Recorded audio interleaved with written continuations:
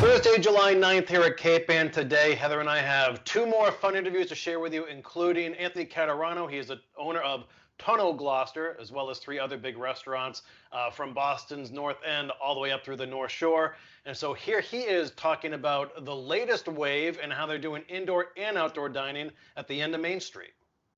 We opened up Gloucester and Wakefield at the same time on a couple of Wednesdays ago, and it's been busy in both those spots. We have the outdoor patio. Historically in Wakefield, we've always had it, and then our landlord let us move out to the parking lot for some outdoor seating there in Gloucester. And Drew Hale, he's a local builder. He came over and helped me out and framed up that little outdoor area. Got a bunch of 2x4s, painted it all before we hung it up, and got some decorative lattice and rented a tent from what's it, Event? Event goes over Magnolia. And they've been great. They gave us a great deal over there because like everybody else, they're hurting as well. Weddings have been canceled, large events have been canceled, so they were happy to be able to rent it to us. And so that's been good for them. It's been good for us. We brought all the extra furniture that we couldn't have inside, outside, and we ended up at just about the same amount of seating. That's great. Yeah, so we didn't really lose any seating capacity. Logistically, it's a little bit harder because you need somebody out front managing the dining room, then you need people out in the patio managing that. So it's kind of like running two different restaurants at once. Thank you, Anthony, about the setting this whole situation up in the parking lot and then managing the sidewalk. I had heard the governor announce two programs. One was called the Shared Streets and Spaces program, and the other the Resurgent Places program, and that was to help facilitate restaurants moving onto sidewalks and parking lots. Have you heard anything about that program? So they just historically, if you want to do anything outside of your space, you need to get a license and expand out, and it's a process, and not to talk bad about the government, but anything you do with the government, the red tape can be difficult. So they found a way to fast stream it. So it was like in the city, it was like literally a 4-hour process, like from start to finish, Great. And the city of Gloucester was great. The building department was great. They streamlined it real quick. They had like some emergency meetings with the licensing board where they, you go on a Zoom call like this and you tell them what you want to do, and they run it through a quick safety check, and then they have the building department come out and they do a thorough inspection, make sure you got everything there. But they were super helpful, in Boston and in Gloucester. And we're actually going to do a little patio out in Lynn. Just need one more piece of that puzzle before we make that official. But over there as well, it's been good. So that's good. That's felt much more facile than it ever would have been before, right? Yeah, because we deal with this every year in the city for the feast when we want to go out and do some tables out front. They do like the fisherman's feast. We got to do this whole process. It takes us like 2 or 3 days sometimes to get all the paperwork and this and that, and it expensive that you got to get all these permits and fees and all this other stuff. So this was real easy for us. Yeah. So wouldn't that be great if this was a lesson learned from government? Yeah. And I'll tell you, some of the spaces look great. Like you go up on Main Street, the Franklin and the neighbors over there, they get those big windows, and they wrote, their specials on the window, and it's nice, It was really cool. Cafe Cecilia all the way up and down the street. It looks really nice. Yeah, they decorated the barricades with lattice and flowers, and everybody did it really like top notch. So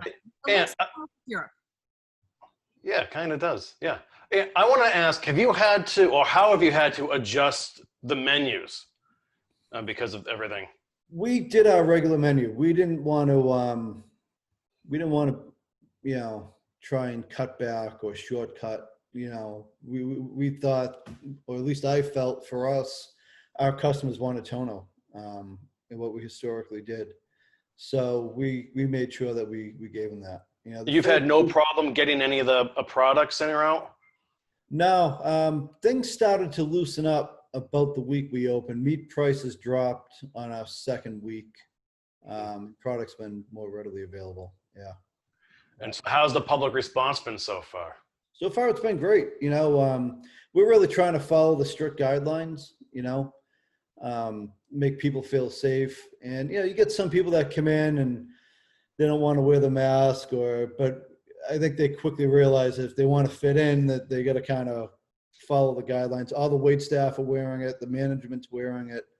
I mean, you get people that, you know, they throw caution to the wind a little bit, but for the most part, you know, we're really trying to stick with it and get used to it. And it's going to be a long road before we go back. Yeah. So are you still doing things like the marketplace items like you were doing a couple months ago?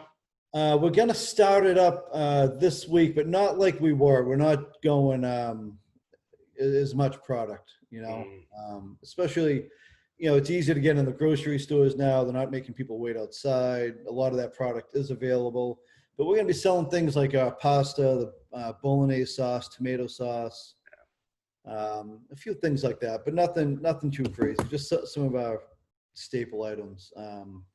You know, some tuna, maybe some steaks, pork chops, things that you might not find in the area. You know? Yeah. So I'm going to ask the question I always ask, but I think it's kind of important, and we keep hearing about it. The availability of the PPE, which you guys will be, at least the masks, you'll be going through. How do you feel about that? Are you nervous about it? With the surges around the rest of the country, it's a question mark. Yeah. Yeah, we've been, I mean, we kind of get limited how much we can buy at a time. So we try and stay up with it so that we don't, you know, go overboard too much. But yeah, it's going to be a concern, but I think they're pretty ramped up with, you know, masks and things like that. So hopefully it doesn't become a problem again. Yeah, right. No, exactly.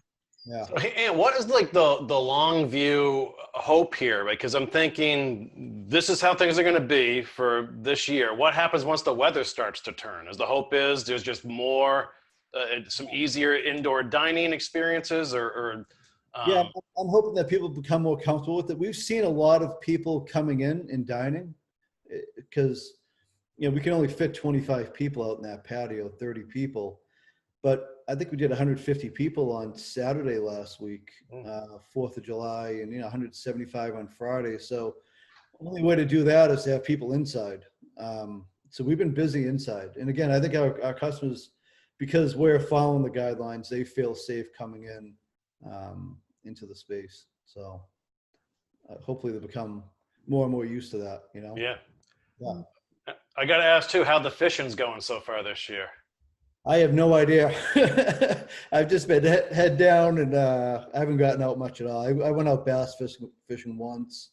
We did a haddock trip once, and that was it. But guys are getting the bluefin. We got a nice one that we cut up yesterday for today, and I just bought another one for probably Thursday that came in. So nice. I think that's one of the coolest parts about Tano is you can go out and whack something and bring it right in and have it out for dinner that night. Yeah. The commercial bass season is today, so I have a couple of guys that are out fishing, and hopefully we get some striped bass for the menu tomorrow. Yeah, that's cool. Have you been working with the guys at like Fisherman's Wharf or whatever, or local boats too, about getting more stuff in that way? I don't really have any contacts over there. I buy a lot from Halibut Jack, who buys some places like that. Yeah. Through Intershell, Compass Seafood. That's sort of our main provider over there. Yeah, it's been cool seeing that sort of get revitalized around the neighborhood. Like, you know, it's one of the positives that's gone in the last few months. Yeah, it's great to see. They got that cool truck out there, and always a line, and yeah, you know, Turner's doing those fish and chips up over there. Because during the shutdown, if I was up in Gloucester, my wife would want me to get some seafood, so I'd go over to Turner's, and I'd have to wait in this big line because everybody's waiting for they're doing fried fish and chips, Yeah. and all I wanted was like, a dozen shrimp. Yeah. So wait, I want to back up. I don't know about this bluefin tuna thing. Do you have a direct connection to bluefin, like the Wicked Tuna fleet? That you're Not those boats particular, but we'll buy the fish when they land them in Gloucester. so you're on the phone with these guys saying, "Yep, I got one," and like, I want that.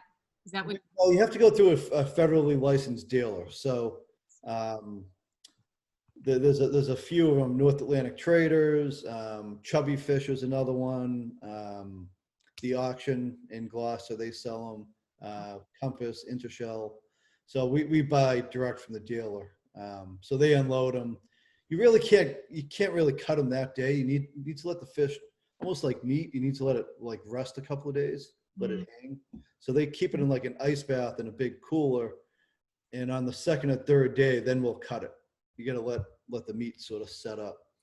So fish, like for instance, the fish we cut yesterday was caught Friday. Interesting. Let it rest over the weekend, and then when you cut it, it's real nice, firm. It's got a really good texture. It's cooled down. It's a warm-blooded fish. The body temperatures can get up to like 110 degrees. So it takes about 24 hours for the temperature of that fish to drop. And if you cut it too soon, it turns like mush. Oh, interesting. Yeah. So we don't really have the space to keep a 300-pound fish. So they kind of store it, then we pick it up, we bring it over to the restaurant, cut it, and then I sort of distribute it to all the restaurants from there. Gotcha. Yeah. Well, and before we let you go, do you have any words for the community out there, or people who are going to come into one of your restaurants, and just give them the heads up on what they can plan on experiencing there? Yeah, I would say keep shopping local, support your local business, restaurants, stores, hotels. Come up to Gloucester and see what's going on. It's it's a fun city to be. So we need to have another restaurant interview, and we need to ask about Woodstock. Yeah, because every place that I've gone to, the staff's been unbelievable. The outdoor dining that they're doing now, especially down through Main Street in Gloucester, is pretty unbelievable. They're doing the best they can under the circumstances. I was just psyched to hear that they're actually going to keep selling their bolognese and their marinara, so I'm going to make a quick trip down there too. But I love Tono's food. Love chatting with Anthony. He's such a good guy. And I bet it's killing him that he can't be out on a fishing boat, because he goes out there and tunas himself, So we'll see. But yeah, head down to Tono, folks. Our second conversation today is with Alana Horn. She is helping with the Magnolia Community Farmers Market.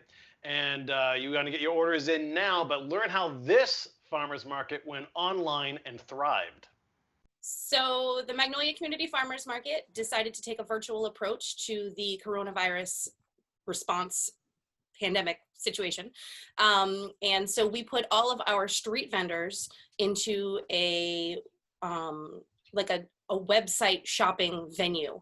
So each of our street vendors has their own venue on our website. You go to magnoliacommunityfarmersmarket.com/shop, and you can click on, say, Marshall's Farm Stand. And when you click into his shop, you'll see all of the items that he has on special for the week.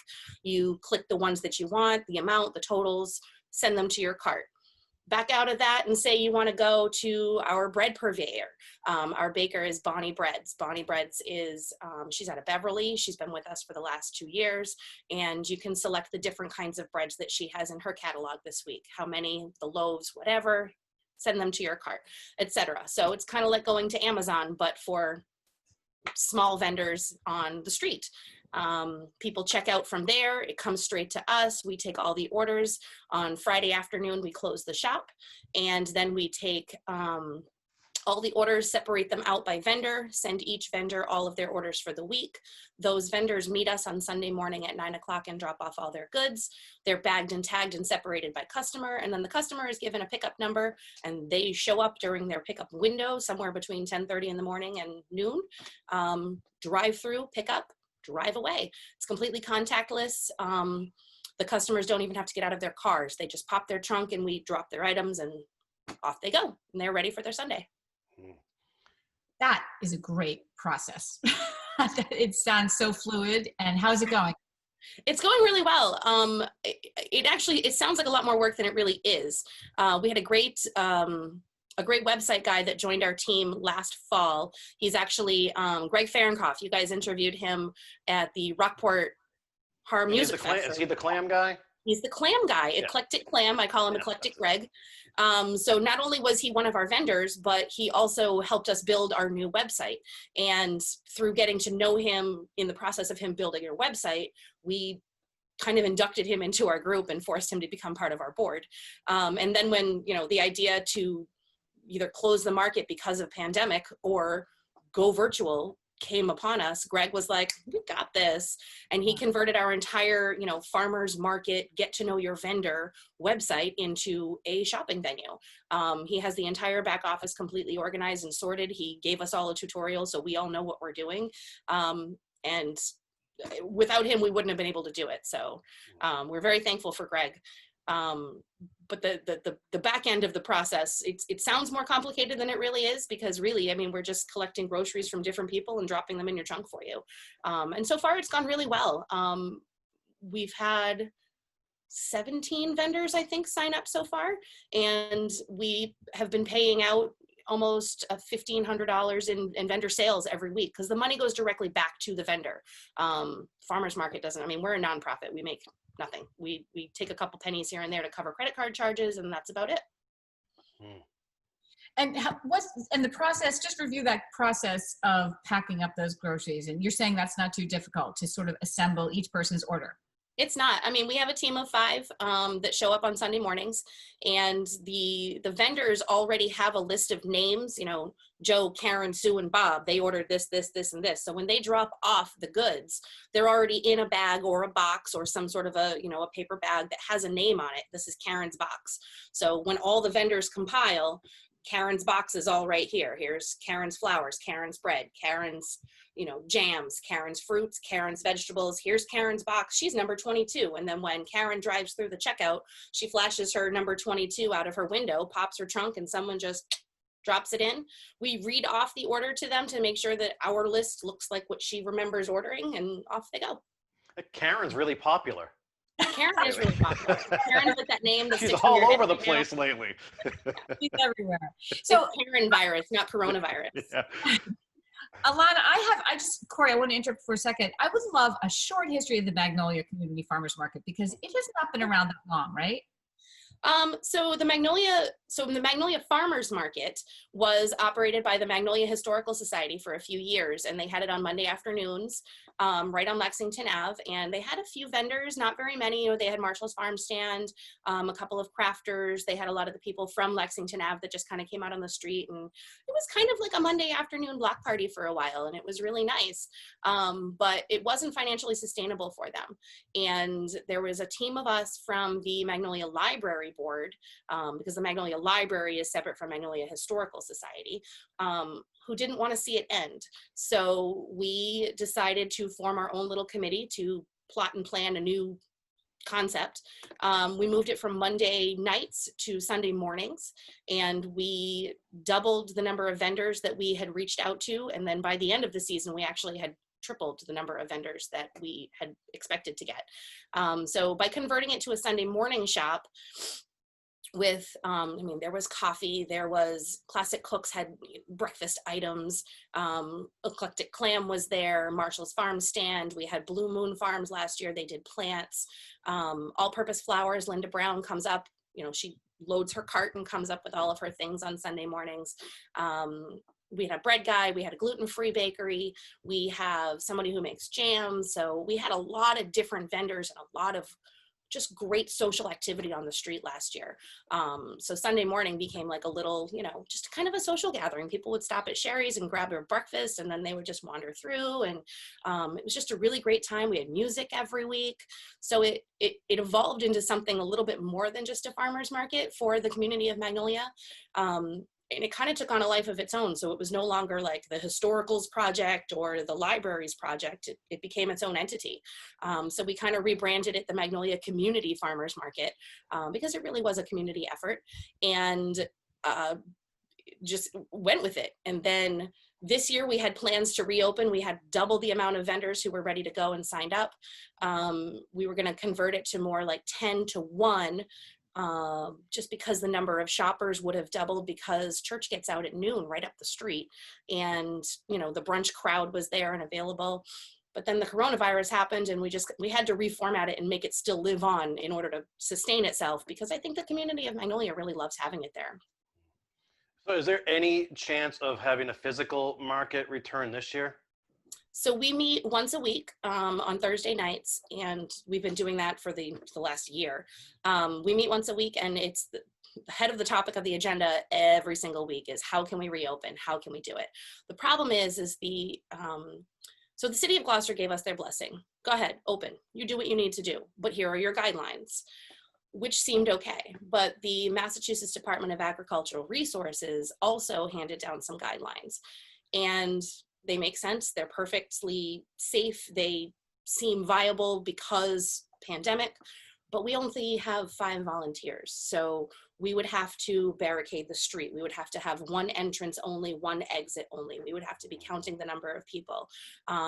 They would be calling for 10 people per 1,000 square feet, which means we would have to space out our vendors more. The vendors would not be able to allow customers to touch their products. Everybody would need to be masked. There would need to be plexiglass situations, hand sanitizing stations. We would need to, form a line like Market Basket did, where only this many people per time. And with only 5 volunteers, and one of them is one of our vendors, it became a little bit more than we think that we were able to handle.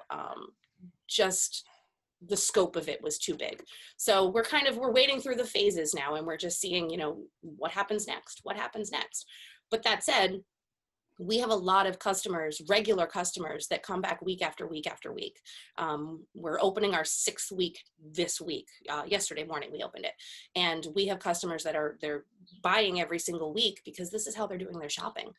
They don't want to go to the grocery stores. They don't want to go out to the people-y world right now because it's still too much.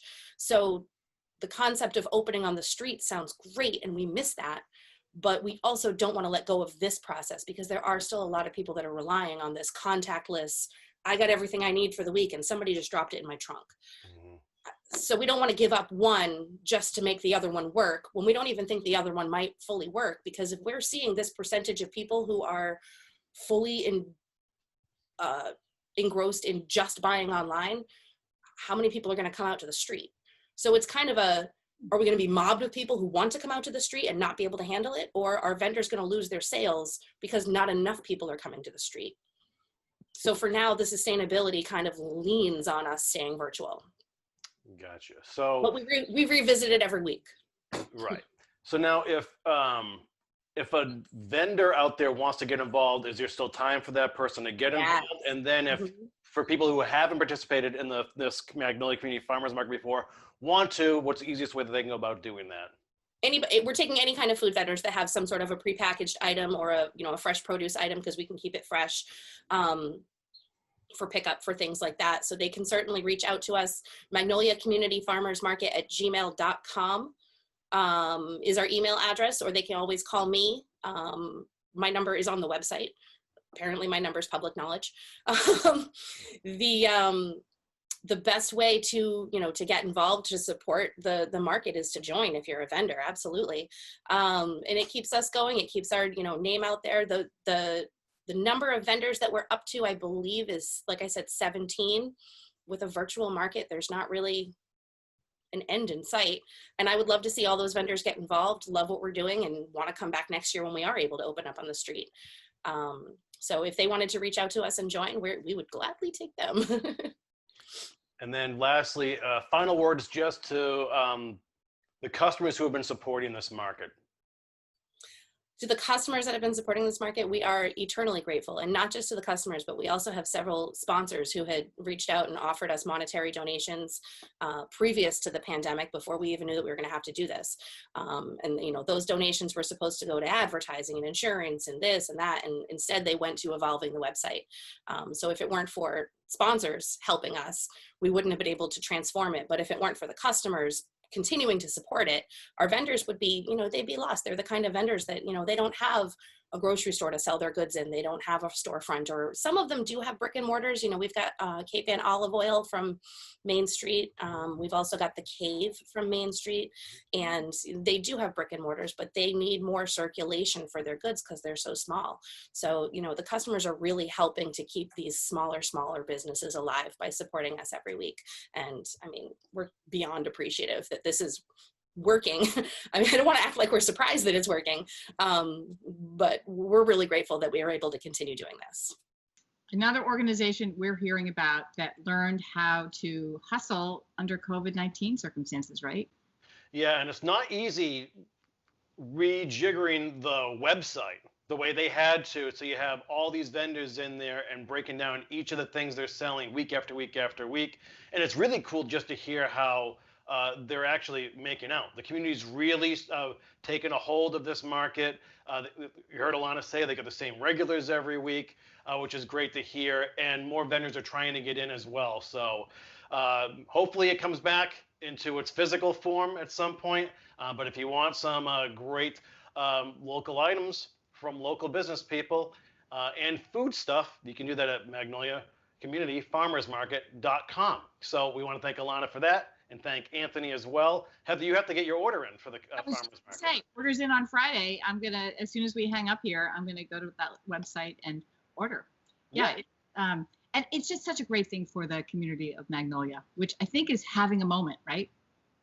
It's good, and it's always been sort of a Sunday morning kind of neighborhood, if you know what I'm saying. So yeah, this fits right in perfectly. So yeah, thanks again to Anthony Caterano of Tono and Alana Horn of the Magnolia Community Farmers Market. Tomorrow we are with Erica Brown from the Manchester Cricket and Taylor Bradford from the Gloucester Daily Times. Have a good one until then.